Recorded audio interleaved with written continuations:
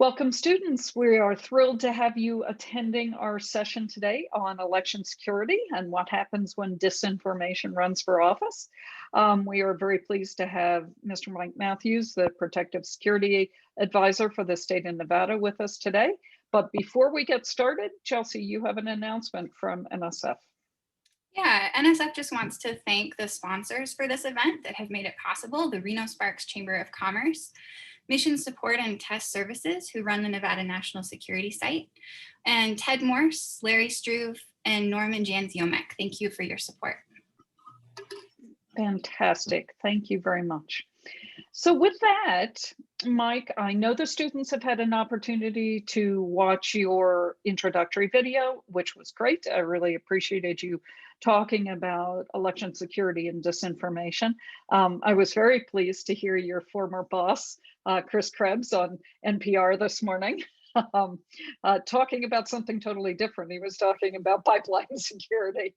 But with that, I like to start with an opening question, which is, how did you get to where you are? So how did you get in this business? Obviously, you're in the national security business, but I want you to give a flavor of how you got to working on topics and what else is in your portfolio besides election security. You bet. You bet. Thanks for having me. I'm very honored to be here and very honored to have asked to have been here. My path to this position is a windy hiking path through a very twisty and dark forest that all of a sudden you come up on a hilltop. You're like, wow, this is awesome. I mean, that's kind of how I got here. So I knew that I didn't really want to go to college when I was in high school. I was kind of done. So I went from high school right into the military, and the military is really what set me up for success for everywhere else. And I feel very strongly that without the discipline and without the lessons that I learned in the military, I would not be successful to where I am right now. I did 7 years in the Navy, and I was a military police officer, and I was in the Navy before and when 9/11 hit. And 9/11 changed everything like it did everywhere else. And we created a bunch of new programs. This one was called the Anti-Terrorism Force Protection Program, where I took over physical security of installations and I made it harder to attack them. And my goal was to protect, or my task was to protect everything and everyone inside that installation through policies and protective measures. I also worked extensively in emergency management, responding to disasters and floods and fires and that type of thing, and managing it, helping coordinating that. From there, I became a deputy sheriff in Northern Nevada. And then I had the opportunity to go to Iraq as a physical security guy. I went to Iraq. I was a Department of Defense contractor providing security and force protection to assets in a high conflict area and a high threat area. And then I went to Washington, D.C. to work in an operations center doing command and control of military forces in and around Washington, D.C. If you think about Jack Bauer and 24, it was kind of like that, except not Jack Bauerish. It was the operations center was like that. It was very fast paced, a lot of dynamic things that were coming in and fielding a lot of threats and handling things inside Washington, D.C. And that was extremely exciting. And I did that for 3 years. And my company asked me if I would take over a bioterrorism plan for FEMA. And so they moved me cross country, and I wrote and developed the nation's first bioterrorism medical countermeasures plan for FEMA, which is a concept plan about how do we deliver antibiotics to 10 million people following an anthrax attack, and how does that look, and what are the impacts, and how do we get in front of that. So I did that, and it turned out to be a pretty good plan, because FEMA hired me full time, and I was a planner for them for 5 years and a situational awareness section chief, and I did that for 5 years. And then I became a director of emergency management for U.S. Department of Transportation, where I had Northern California, Hawaii, and the entire Pacific as my primary area. And then I backed up and supported Southern California, Nevada, Arizona, and the entire New England area, from Maine all the way down to Massachusetts and everywhere in between. And I worked extensively with transportation infrastructure, which kind of brought me to this spot right now. Working with infrastructure, we worked a lot with the protective security advisors, who at the time, their job was to secure critical infrastructure and to secure soft targets, which if you think about my background, it's everything we talk about is a soft target or a potential attack venue. And they had an opening and it was a perfect fit. So here I am, Protective Security Advisor for Department of Homeland Security, specifically the Cybersecurity and Infrastructure Security Agency. And as you alluded to, elections is only part of what we do. We do a lot with special event planning, the Reno Rodeo, the Hot August Nights, the Rib Cook-Off. We look to support those mass gatherings and soft targets to make them harder to be attacked, to make people more aware of the vulnerability of an event happening and how to get in front of it.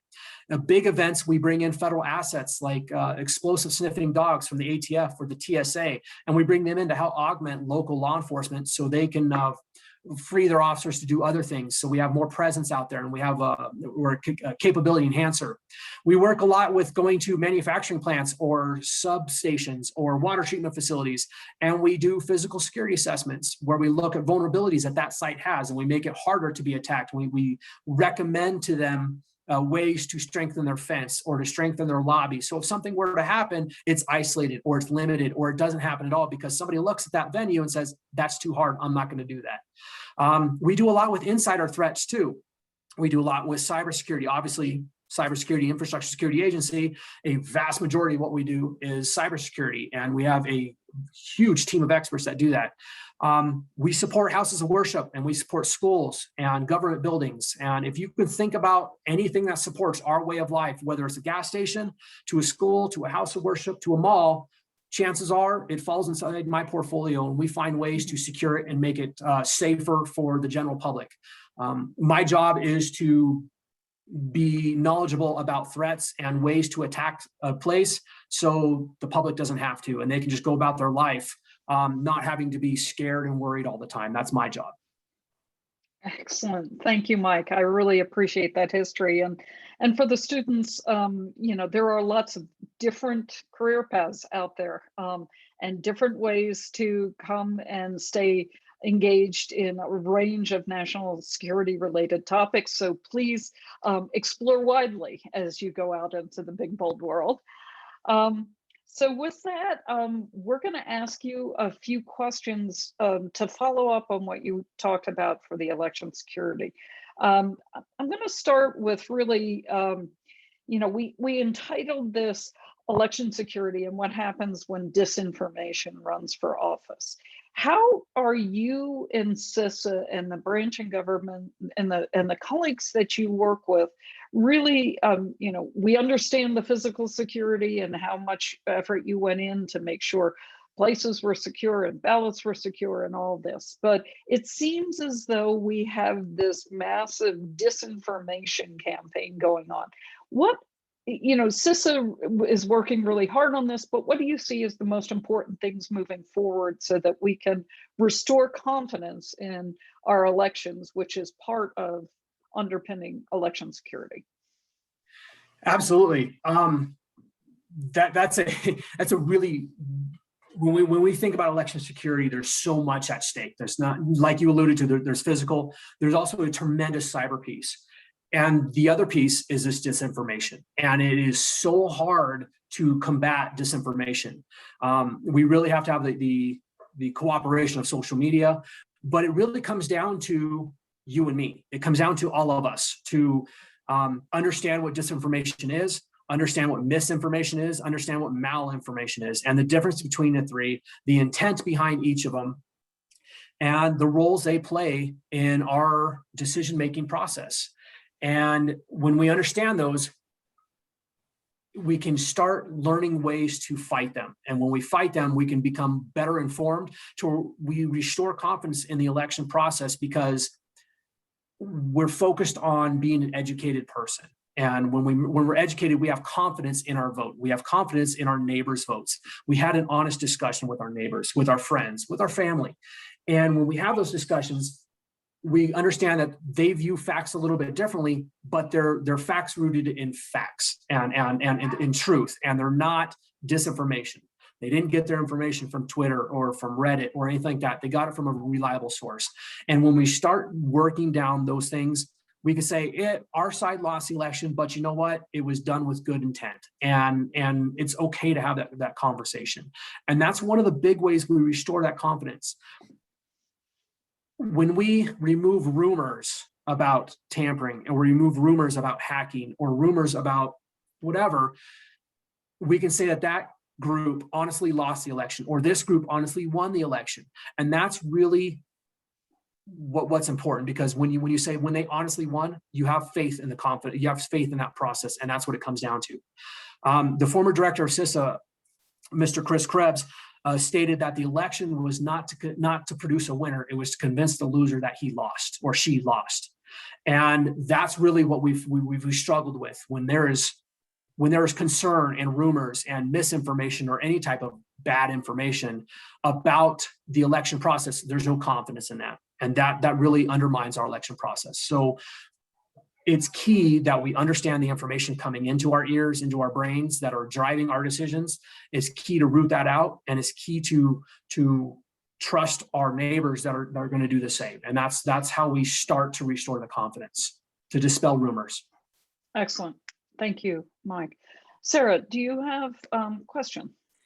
Yeah, absolutely. I mean, I was just thinking, Mike, so much of what you said really resonates with teachers of social studies, right? Because embedded in our standards and our disciplinary skills is sourcing, right? And working with evidence, and from historical lens, right? Primary and source text-based evidence, right? But that we're really checking our sources for reliability and credibility.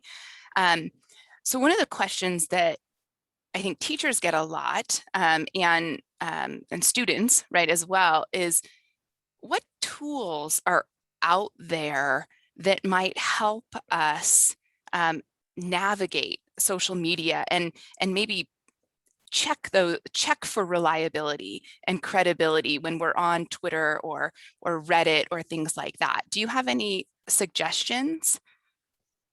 I do, and that's a fantastic question, because a lot of times we say, hey, you need to go out there and get your own information. Well, if the source of your information is bad, you're still getting bad information, even though your intent was honest and the right intent. First and foremost, go to your local officials. When we're talking election security and elections, we want to go to our county register of voters. Washoe County in particular has a register of voters, as does Clark County. The rest of the counties have the county clerk, and they're the ones who are in charge of registering voters. They're the ones in charge of administering the voting process and the election process. So we want to go to them for information. Go to their website, call them, go to their offices and ask to speak with somebody. Tell them you have questions about this and you're looking for the right information. Along that same topic, we go to the Secretary of State. The Secretary of State is the elected position who's in charge of administering the state elections, that works with the counties and consolidates all that on behalf of Nevada. We want to go to their website as well. Another resource we like to advertise is CISA's rumor control page. DHS CISA has a rumor control page, and it talks about all the common rumors and myths that were present pre-election, the day of election, and post-election. And in fact, they're still doing it right now. And it explains that, hey, this is a myth. Well, that's not this is why that's not a myth. And we give the facts to that location. One of the other things is to understand misinformation, disinformation, and malinformation. And again, that's on CISA's website. If you go to cisa.gov/MDM, you will find information about misinformation, disinformation, and malinformation. And when you understand the difference between them, you can understand the intent. Because one of the biggest things we need to understand is the why. It's not so much we understand that that's bad information, but we want to understand, why is it being presented and echoed? And why is it so important at this day and age? Why is this topic so divisive? Or why? And when we understand why and we dig into the why, we start to understand the motives behind that type of information. One of the other sources I would point you to is your own brain and what you deem logical and what makes sense. So if I read an article on MSNBC or CNN or Fox News, I want to go to the other websites and read a similar article on the same topic. I don't want to get a single source. I don't want to go to Fox News and get all of my news. I don't want to go to MSNBC and get all of my news. We become echo chambers for that agenda in that case. So we want to go to CNN. We want to go to MSNBC. We want to go to Forbes. We want to go to Wall Street Journal. We want to go to Fox News. We want to go to all these locations and pick up that one topic. Pick up pineapple on pizza and understand why is pineapple on pizza such a big deal. And we read all of these different things. And all of a sudden, you don't get just this little slice of information. You start to get the entire picture, different slices of the same topic. And then you can sit back and reflect on what resonates with you, what you believe to be true based off your experiences, your education, what's in your heart, and the way you feel things. And that is one of the biggest things to route or to get out of disinformation, is when you start seeking a variety of information sources. When I was going through college, so I mentioned earlier, I didn't get my bachelor's degree. I didn't get it right out of high school. I went back in the Navy and I got it. And one of the things was Wikipedia was off limits because it wasn't reliable then. So what we did is we used Wikipedia to get it, and then we'd go down to the bottom and we'd click on every one of those references and source documents, and we'd go through every one of those and read that. And a lot of times we were able to continue following that information tree down through the internet to get a whole huge picture of what's really out there. And yes, it takes time, but none of us want to be echo chambers. We don't want to be puppets for somebody else. We want to be our own person. We want to be an individual with our own thoughts and our own opinions on things. So it's important for us to invest that time to research our information. Go to your secretaries of state, your register of voters, your county clerks. Go to CISA's rumor control page, which is quite extensive. Go to all the news sources. Go to your candidates' websites. When they say Mike Matthews' his stance is on this, well, if I go to MikeMatthewsForPresident.com or .org, I'm going to be able to see what his stance is, because that's his website or her website, and they have all of their opinions right there listed. That's their site. That's factual. Now I can go to the opponent's website and look at the same. And when I go to the individual candidates' websites and I spend time reading through all of them, I find out sort of from the horse's mouth what their position is on stances are and what they view to be the important topics. That way I don't have to continue relying on outside information. I can go right to that candidate and make my own decision. Yeah, Mike, that was really important. And I'll give you a concrete example. Sarah, I called Mike during the election and said, I have a rumor that's been generated from a community back east, happened to be my sister's community. And the rumor was that somebody was going to attempt to attack the polling places with anthrax. And of course, this got generated and it was being passed down by police departments. So, you know, it was coming from a reliable source, but the information itself was not. And I called Mike and, you know, they ran their traps and he, you know, got them connected to rumor control. So there are ways that you can actually reach out to your to the protective security agents in the state also to get help. Absolutely, absolutely, and that's key. So as you move through life and you move across the country and you go to college and you go to universities or you just move to another location, there are protective security advisors in every single state. And most states, almost all states, have more than one. And in an election year, 25 to 45% of our job is based on election security. And they are knee deep in the rumors, they are knee deep in disinformation and malinformation, and can help guide those questions. And we are here to be a public resource. We're not here to be an echo chamber for the federal government. We're here to empower not only voters, but to empower the governments to hold a sterile and pure election. You know, Mike, there were two things that you said that it resonated or triggered some thoughts. The first was the reference to corroboration, right? Which is a historical thinking skill for students when we look at analyzing primary sources, right? And corroborating historical documents, that is so relevant in the present, right? That we're still practicing that skill in the present day and during election, right? And checking stories from various sources. So that was cool, I think, for students to see, right, the historical application, but the relevant present day application. I did have a question though that I've was thinking about. What happens when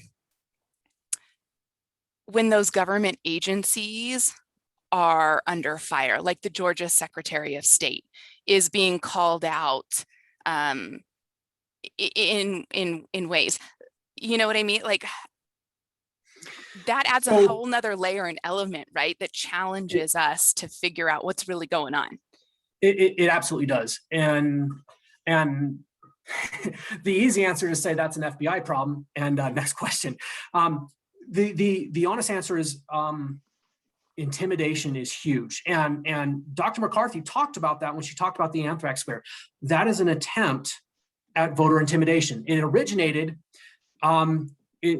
it's called disinformation because it was deliberately created to mislead, harm, or to manipulate a person or social group to achieve an end. So that's disinformation. As people spread it and continue it because they're scared, it becomes misinformation, even though the origination was disinformation, because it's false, but they're not spreading it with the intent to cause harm. They're spreading it to do good.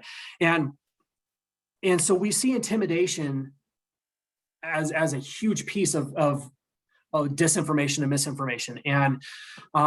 And it's not just the Georgia Secretary of State too. We're seeing it across the nation. We're seeing it with Arizona and Nevada, and there's in Michigan, and there's some other states that are having some serious intimidation problems. And there are a lot of upset people on both sides of the aisle regarding the election and regarding the outcome and concerned with that.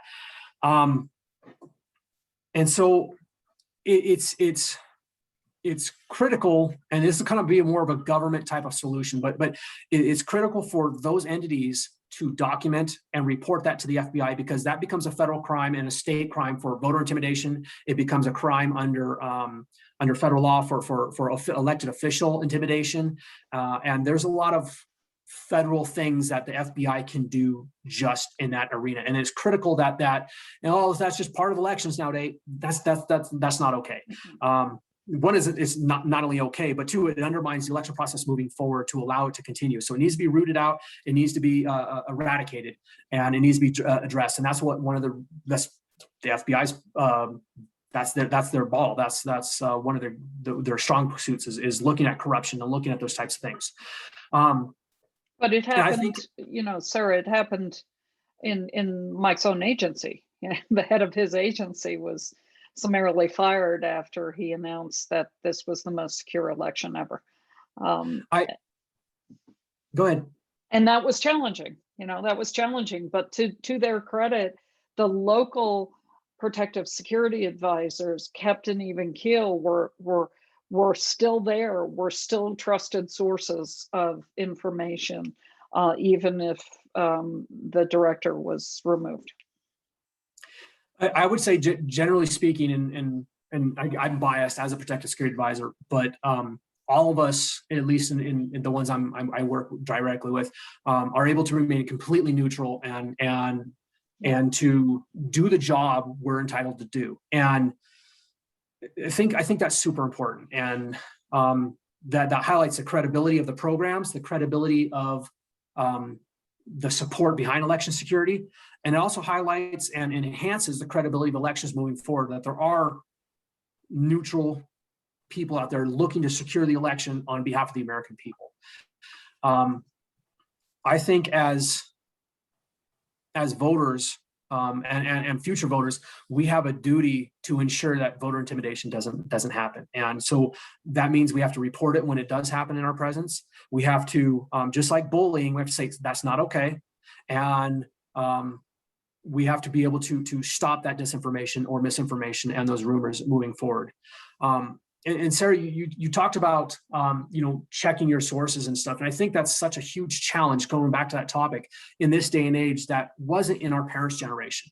And I'm gonna look directly at social media and say that they're to blame for that. And when we think about our phone vibrates and we pick it out of our pocket and we see a Twitter feed that says, we want, this just happened. We're instantly hit in the emotional pocket of our brain and who we are. And we react emotionally rather than reading the newspaper as our parents did and the generations before that, and sitting back, thinking about it, going to the water cooler or the coffee pot and talking about it there, and perpetuating it there. The circles and the communities were much, I would say, smaller almost, because now I say, yeah, that resonates with me. This bothers me, and I instantly retweet it, and it instantly goes out to 1,000 people, and it goes out to another, 20,000 people, et cetera. And we're having this viral thing where misinformation is so prolific because it hits us in our emotional parts, and human beings are emotional, and it takes away the logic to think, well, hold on, I don't think that's. I can understand how they would say it, but that doesn't seem accurate. Let me go back and resource it. No, I just want to hit it because I'm at a stoplight and I don't have time to sit back and research for 15 minutes to see if that's a legitimate piece of information. And to kind of stay on that topic for a minute, CISA put out a document which I thought was quite brilliant, but it's called The War on Pineapple. And the War on Pineapple explains the understanding foreign influence in 5 steps. And it explains how foreign adversaries create bad information and how it's disseminated using that. And they call it the War on Pineapple because pineapple on pizza is a very divisive topic. And I've yet to say, yeah, I'm kind of in the middle. No, it's either you like it or you hate it. So they use it, and it was such a great, because it instantly makes sense. And I wish I could have said I came up with it, but I didn't. But they break down the 5 steps, and it is critical to understand those 5 steps, and it understands how we as a society have become an echo chamber for foreign adversaries perpetuating emotional issues. And elections are full with emotions. When we talk about humanity, and we talk about crime, and we talk about pandemics and national security and economics and people out of work, it's all emotional. But when we act on emotion, we may not be acting rationally, even though our emotions are in a good place and we mean well. It's time for us to hit the pause button, to stop, think, review that information, and research it a little bit before we push that link further. Excellent. Thank you, Mike, for that. Sarah, did that answer your questions? Excellent. And I do recommend the War on Pineapple. It is a fabulous tool, and it would be great for the teachers. And we'll have some more resources for you as well. I know you need to hop onto another call, but we're going to continue our conversation, Mike, and talk more about we talked a lot about the disinformation.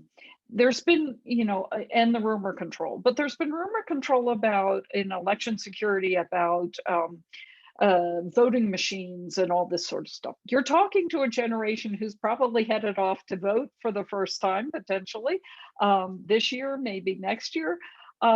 What should they know about these voting machine technologies, and are they safe? Are they secure? What is CISA's position on them?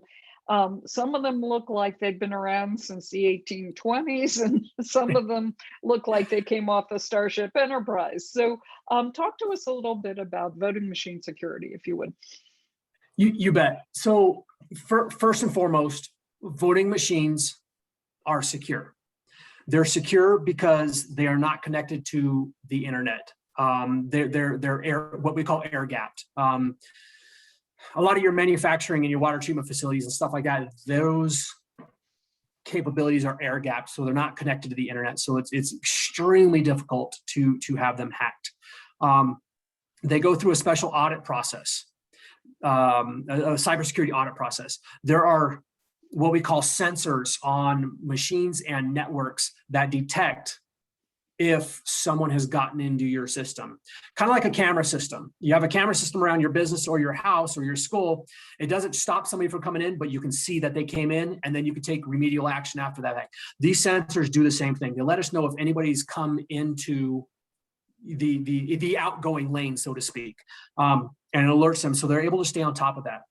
We were able to say with extreme confidence that there was no foreign hacking into our voting machines and anything like that. So when we talk about Nevada, let's talk about the security of the cybersecurity of the election process. Each county owns its own voter registration database, which means if somebody were to hack into a voter registration database to put a whole bunch of people in, they would have to hit each individual county, or at least one county. And when we talk about small counties, or even a large county like Clark County or Washoe County, they're going to notice a jump in their rolls by 5,000, 10,000, 20,000 people, or a drop in that if they're trying to remove adversary, or they're trying to remove somebody from the opposite side of the aisle. They're going to notice those big drops. And how many people, they can look at the rolls and say, how many people came in today? Only 500. Well, we had 1,000-person change. And so they're able to stop instantly and look at that. The counties at the end of each day push the voter registration databases up to the state that holds the collective of it that validates the state the results. It is because the state database is overwritten every single day. Somebody attacking the voter registration database at the state is only going to be impactful for 24 hours. Because the next day the county pushes up the new one and it's overwritten, and those become frozen, leading up to that election process. And people who are doing that same day election process, there's a verification thing after that before their vote is actually counted. That's why there's such a big delay between election night results and the actual official results that are certified by the secretaries of state, by the county clerks, by the voter registration, or by the registrar of voters, because they're going through and matching to make sure the right people voted, and they're looking at those types of things. So if we're talking about voter registration database hacking and to insert a bunch of people, you're going to notice those jumps, and it's very easy to find those jumps. Those are also on systems that are isolated, and it's easy to control.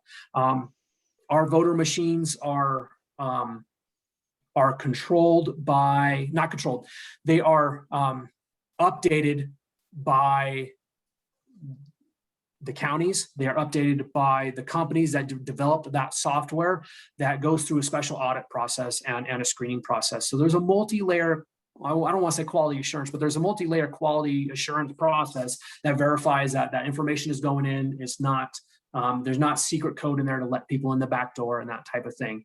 The election machines that are out on the floor, they're not connected to the internet.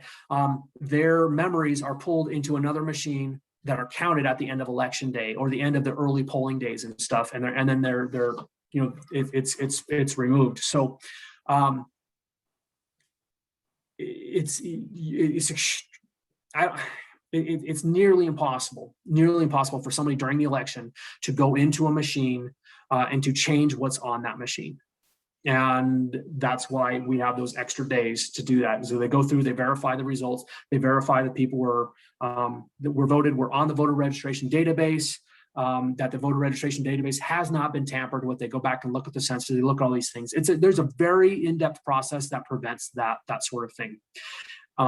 It is my opinion that disinformation, misinformation, and malinformation is a bigger threat and a more pervasive threat than hacking into an actual voting machine itself.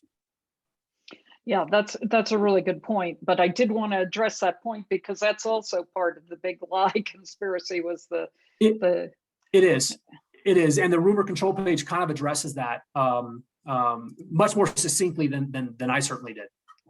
Excellent. Chelsea, do you have questions for Mike? Sure. Yeah. I was wondering, both in your introductory video and some of the things that you just said about how quickly misinformation spreads because it sort of gets us in our heart, right? It yanks on our emotions, and we're quicker to share it and spread it. I was wondering if you have any thoughts on why it's harder to get factual information to spread that way, or if you just have any thoughts about making truth go viral.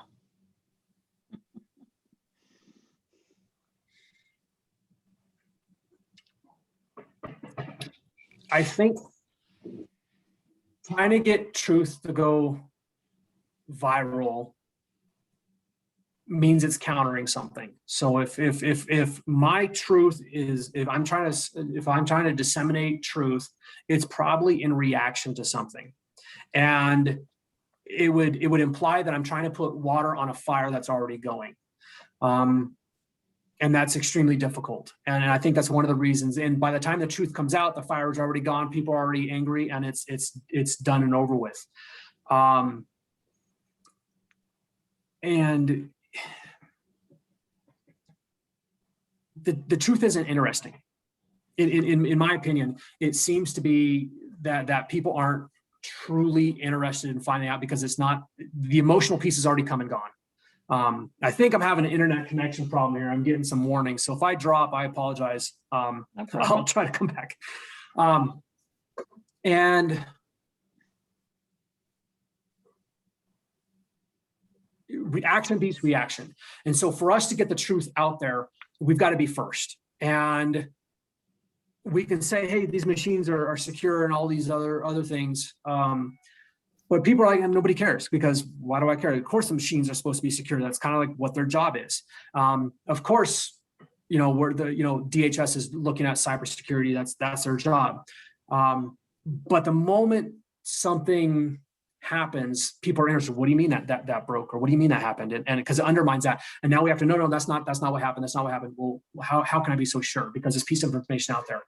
And it's kind of like, you don't get rewarded for doing what you're supposed to do, right? That's what you were supposed to do. Well, unfortunately, that's kind of where the truth is sitting. The truth is doing what it's supposed to do. It's out there, it's present, but it's not interesting, and it's just there. All of a sudden, a piece of misinformation or disinformation comes out that counters that. It hits us in the emotional spot because it's emotionally targeted, because they are trying to, our adversaries are trying to distort the conversation and amplify the divisiveness of it. So the truth is almost always in the middle. And that's not what our foreign adversaries are doing. They're not amplifying the middle. They're amplifying the extremes, which is where our emotions are at. Our logic is based in the middle. This is the truth. This is where it's at. But when we get this piece of disinformation out on the side, it's emotional. And so this takes precedence, and our logic falls, and this comes right up in there. And that's one of the key things. And the War on Pineapple kind of talks about that they amplify the extremes, and the extremes are where our emotions at, because it's so absurd, or it's so angering and frustrating that you would hear something like that. I've got to tell people what happened, and that's what takes the place. It's not that piece in the middle, which is where we need to be focused on our efforts, which is why it's important to research and look at all the issues. So we're not just focused on what's out here, we're focused on everything in between, and like, this is probably where it's at. And I think I missed the first part of your question. So if I did, ask it again. I'll go back and get it. That was a great answer. Okay. That was a great answer. That was a really good answer. And I think that really comes to the point of the source and the information. One of the things that I found interesting, this is the 6th one of these sessions that we've done for the Youth Security Forum. And there has been discussion of Facebook in every single session, from Myanmar to cyber hacking to extremism, even climate security, and certainly in the discussion we just had with General Alston on the 4th branch government. What I have found very interesting is we haven't found a single student who's on Facebook yet, right? So the students are not on Facebook. Their parents are on Facebook. They're on Instagram or Reddit or and I haven't even heard a lot of Twitter, Snapchat. So my question to you is, from CISA's standpoint, how do you stay ahead of these communications? Because you have great resources, but honestly, not a lot of people proactively go to websites. So that's true. How does CISA counter the disinformation through the platforms where the next generation is engaging, and it's not Facebook or going to a website? That's a great question, and it's a fascinating dynamic. I've heard that Facebook is not the go-to anymore. I'm not on Facebook, so I never really paid attention. However, CISA has we have a whole division of people that does nothing but external affairs. And all they do is outreach. And it is their job to be present on Facebook, Twitter, Reddit, Instagram, whatever's next. It's their job. And that's, they have special training. They go through classes both with like how to access these things, but also from legal too, because when you start getting onto those social media things and you say something, you could be saying it on behalf of the agency inadvertently. And so there's an extensive process that they go through to do that. And that is their job, is to go out there and get information. We also have media monitoring and social media monitoring that looks at what's trending, because that's where we hear about a lot of potential attacks. We hear about an active shooter through Twitter before we hear about it through the media. And so we look for election security, we look for those types of things, hot button issues, so we can make sure we're trying to get the truth out there as early as possible, so we don't have a bigger fire to put out, we have a smaller fire to put out, and our truth is bigger than that smaller fire. And so we're trying to get that information out there. And I understand that going to a .gov website is probably not the answer. Fortunately for me, we have some really smart people on social media. That's all they do. And their job is to go out there and not only advertise and promote the agency, but is to look for that pieces of malinformation so we can be more effective in our job, so we can maintain the sanctity of our elections. Also, CISA has, and I think we're the first agency to do this, if not first, one of the few. We have intern programs for high schoolers. Thank you. Thank you. I was hoping you were going to go there. there are internship programs for high schoolers that start at a GS1 and a GS2 and 3 and 4. And they can come in at having almost no knowledge of cybersecurity or whatever, and they're brought in as internships. They work. They go to school. When they're done with school, they come to work, and they work on cybersecurity issues. And they work on these types of things. And by bringing in high schoolers who are not on Facebook and people who are more with it and actually making the trends rather than following it, or in my case, watching it from the sidelines, wondering what just happened. We tap into that resource that is that trend and part of that trend, and we're able to put them into places of empowerment to help make sure that CISA stays relevant and stays not only relevant, but is out there doing what our task is to do, is to secure the elections. And if we're missing the mark, if the big crowd's over here and we're over here talking to like a tenth of the group, that's not going to work. So by bringing in high schoolers who are making the trend and college kids who are making the trend and college adults who are making the trend, that allows us to stay in the right path, in the right wave. And it also empowers the interns and those groups coming in to make some drastic changes on a policy level and a national level that affect the entire nation. That's fabulous. And Mike, I would really appreciate it if after this you would drop me an email and I'll forward it to Sarah, because I do know that there's going to be interest in the internship program. I hoped you would address that. You are not the only one of our speakers that have mentioned opportunities for students, and I think that's an excellent place for people to get engaged early on. I know Sarah would be very interested in it. So if you'll send me the information, I'll pass it to her. She'll get it out to the piece of cake. Students. Excellent. So in closing, Mike, I'd just like you to sit back and think of your 18-year-old self or 17-year-old self. Yeah, maybe not. But when you sit down and say, what is your advice as they go off into their careers and looking at these immense challenges that they're facing? And what are the things that you think they need to be considered, and where are the opportunities for them in the future to really have a positive impact in whatever it is they're doing? You bet. So I think there's two things that are relevant here and that speak to that. I think the first is to, as an individual, as a voter, to be an informed voter and to go out and research stances on the issues. Go out to reputable sources, go to the candidates' websites, go to a multitude of media sites and news media sites, research your own information and make your decision upon reflection rather than allowing your emotions to drive the issue. Your emotions are important, and it's important to be passionate about how you vote and how other people vote. It's illogical and not, it's backwards of being smart to allow your emotions to make your decisions without backing it up with logic.